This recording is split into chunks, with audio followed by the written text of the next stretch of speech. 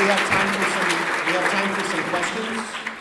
It looks like we have some time for questions. So thank you. That was super generous. 5 minutes, 10 minutes? Yeah, cool. Questions? Questions, comments, thoughts? Yes? Do you miss having long hair? He said, do I miss having long hair? Yes, only because I'm not so sure I could actually grow it now. I miss having parts of my hair. Yes, it's true.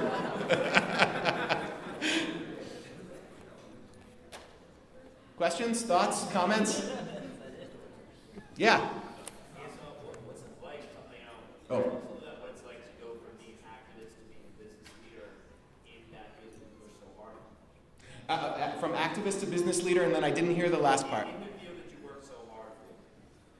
Oh, how does it feel to go from being an activist to a business leader in something you've worked so hard for? Well, it's interesting. You know, I always had a real entrepreneurial spirit, and I was always in business. Like I got in business with Chris Otlekar on renewable choice and a couple other ventures, and I got in business and things in high school and college.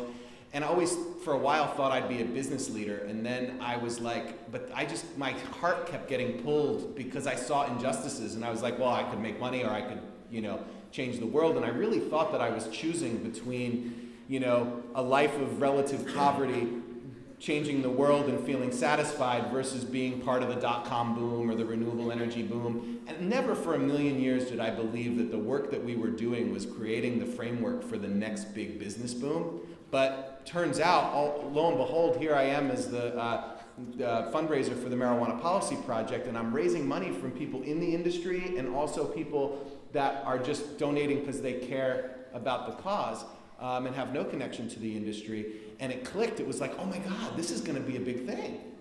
And so now to be a business leader in that, I mean, I thank God when I look on these panels and I look at who runs the National Cannabis Industry Association, and I look at who's running some of the top organizations and businesses in this sector, and I see so many familiar faces from the activist world, and I know where their heart is. Oh God, it feels so good to know. You know, when people talk about the growth of this industry and how money is going to impact this and that, it's important to remember that we don't have an example of this. We don't have really a real solid example in recent memory of something of an industry that's really where the early, not just the early, but we're kind of past in some ways some of the early stages where those leaders really came out of that heart mission. So I think it's an honor to be a business leader, is the short answer. Yeah. Yeah. Oh wait, no, it was you. You had a question before. Sorry. Yeah. I really liked what you said about radical ideas and also about unpopular ideas. So operating in a space in an age where it's really easy for us to crank out a lot of like good liberal policy reform and like doing that sort of nuts and bolts stuff. Like as an organization, how do we build space for those radical and unpopular ideas? Great question. How do you build space for those radical and unpopular ideas? I imagine it's not easy, especially when there's all sorts of funding for the popular ideas, when there's all sorts of, you get more people to show up often for the more popular ideas, like you get more people that want to be members because of the popular ideas. So that's why I wanted to give this talk, because everything is against. Everything is sort of like, all of the momentum is kind of going against creating room for the really unpopular ideas. And that's exactly the reason why it's so important to do it. I mean, I think, how do you do it? You do it because you believe in it even though only 4 people show up, right? You do it because it's stimulating, right? I mean, one of the things that might actually help campuses be able to talk about something other than cannabis is that cannabis may soon become pretty boring as a political issue. It may. May already be happening some places, I don't know.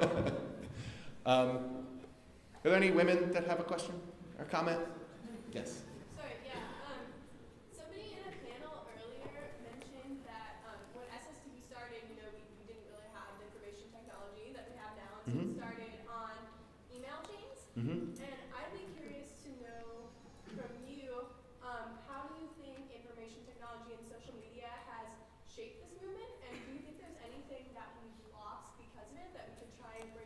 into the movement, or has it been mostly for the better? Yeah, great question. The question is about how has digital media and digital technology been impacted this movement, and how has it changed, and is there anything gained or anything lost?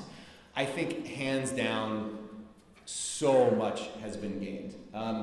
In 1997, 1998, I was an intern at DRCNet, Drug Reform Coordination Network, and that was online wasn't something that everybody was doing, and so Dave Borden was like, hey, we're going to have a drug policy organization focused online on the web, and that was like a radical concept. And we had this thing called UNET, which was like a listserv of college activists. And when Shay Gunther, is Shay Gunther here?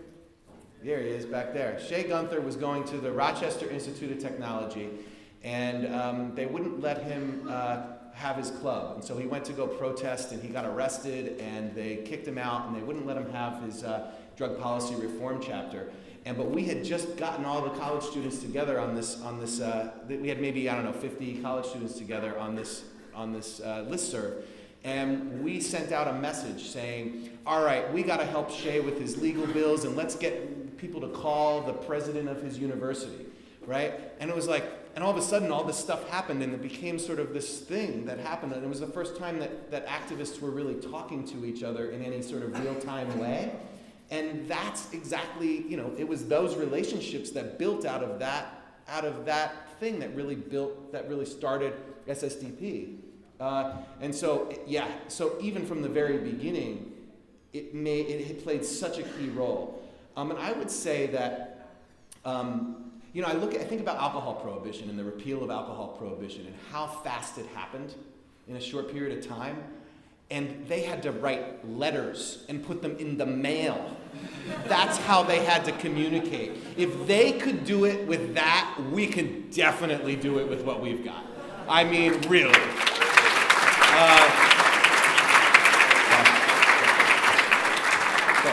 Thank you very much.